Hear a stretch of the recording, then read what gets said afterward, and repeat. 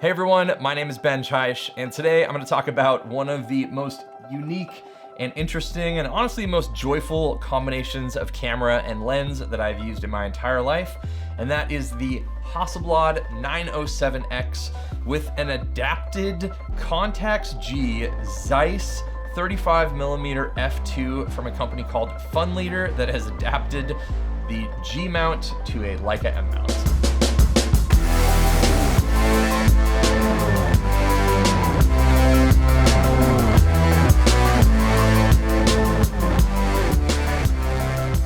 Obviously, this camera combination is tiny and pretty awesome. So this is a company called Funleader that takes the Contax G series lenses, which I'm gonna try to find a way to get one of those because I'd love to compare it to my Leica M6, but Zeiss made some amazing lenses. Some would say rivaled or beat some of the Leica lenses for the Contax G system. So what they've done is they've made it into the Leica M mount, which then is able to be adapted onto this Hasselblad. So this is gonna be a very, very specific video that hopefully, you know, maybe like 3 people will be interested in because they're actually considering doing the same thing. But I think more people are gonna be interested because I would be just out of the sheer fascination of this crazy little setup. Now, obviously the Hasselblad 907X is a tiny medium format camera. And then you add a small Leica M mount lens to the front of it, especially that has this vintage brass kind of look. And then I'm used to using the planar 80mm f2.8, and this I believe is like a Biogon or something like that, but still getting that Zeiss look on a Hasselblad, you know, give me a very similar feel to when I'm shooting this with film. So what I've done is, you know, when I'm using it with my family and around the house and everything like that, I'm going for this old school mentality. I'm going with, you know, that old school style. So I just use this as I would my Hasselblad 500cm.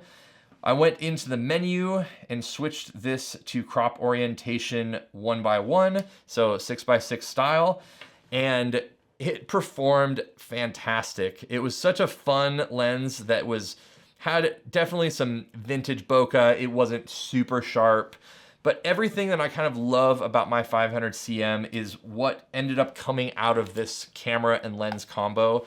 And I mean, every time that I just do this, like it's just so small and beautiful, and I don't know. Again, one of the things that's really frustrating about this is that the Hasselblad medium format series just doesn't have any sort of shutter in the camera itself. All of the shutters have to go through the lenses. And so your problem is that if you have any movement while you take the photo, you're gonna get all sorts of really weird warping, as you can actually see right there. So if you're able to take a just really, really still photo of still life of maybe some people or something else that's going on, a landscape, whatever, then you're gonna be able to get that, I don't know, good look. Shooting it with an 35 at f2 kind of gives you a, you know, a wider perspective, and then kind of the equivalent of like a 1.4-ish, but then you're also cropping in from the full sensor size, so it's not exactly that either. But overall, you know, it gave you that sort of wide with that depth that I'm used to getting with my Hasselblad. So I think it's probably a little bit wider than I'm used to, but again, really wish I had both combinations to check out. But man, this combination is just so small, so beautiful, and oddly enough, usually a big thing for me that I'm talking about a lot on this channel is kind of just the general carry ability and like the feel of this. Most lenses are very, very top heavy, and they, you know, hold the camera down like this. And the way that the mounts are kind of enabled right here, when I let go of this, you'll actually see that it flips, does this, and often when I was carrying it, it would even flip up like this. Hey friends, sorry to cut in real quick, but I have to take a quick second to pay some bills and thank today's sponsor, which is Anker, and specifically the Anker Nano. This thing is super tiny. It's the same size as Apple's original 5-watt charger, but this tiny, tiny little charger actually packs in 20 watts of power, which is the same as this big old guy that comes with the new iPhone 12 models as well as the iPad Pros.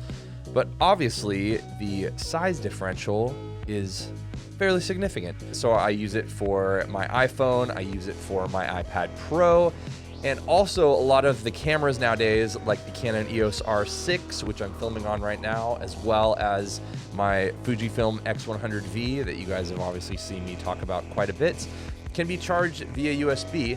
And so with just a regular USB-C cable and this tiny, tiny little charger, I can actually charge both the cameras here, my iPhone, and my iPad Pro, which is a really, really good travel setup. So thanks again to Anker for sponsoring this video. And if you are interested in picking up this tiny little 20-watt charger, you can find information about it in the description below.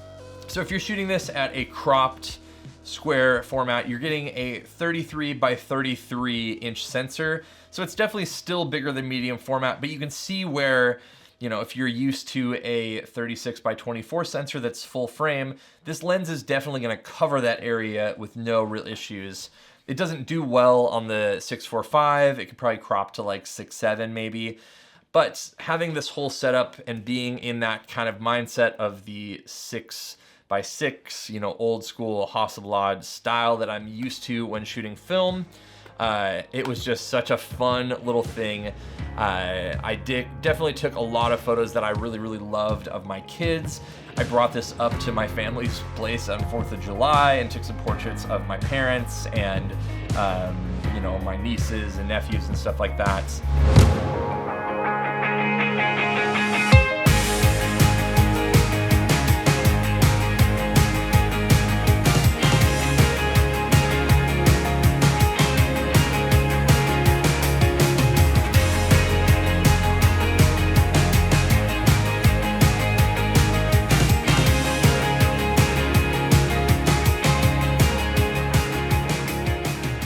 This is a medium format digital camera. And even if you're, you know, saying that it's not full medium format, because obviously it isn't, you're still getting a 33 by 33 larger than full frame in a way set up out of this tiny little thing. And the experience of it is kind of that ultimate photographer's camera kind of thing. It brings you back to that joy of using something that is a little bit more slow, a little bit more meticulous. And you're definitely not gonna be in that mindset if you're someone that shoots Sony or just any, you know, Canon or whatever, that you're used to just blasting off image after image. This one's a little slower, you know, you have to use some manual focus. You have to, or you can, at least double tap and zoom in and check your focus and micro adjust and take a portrait of somebody or something like that. But ultimately, this combo, super cool. I really, really love just the visual aesthetic of having this brass lens on front of this, you know, old school looking camera.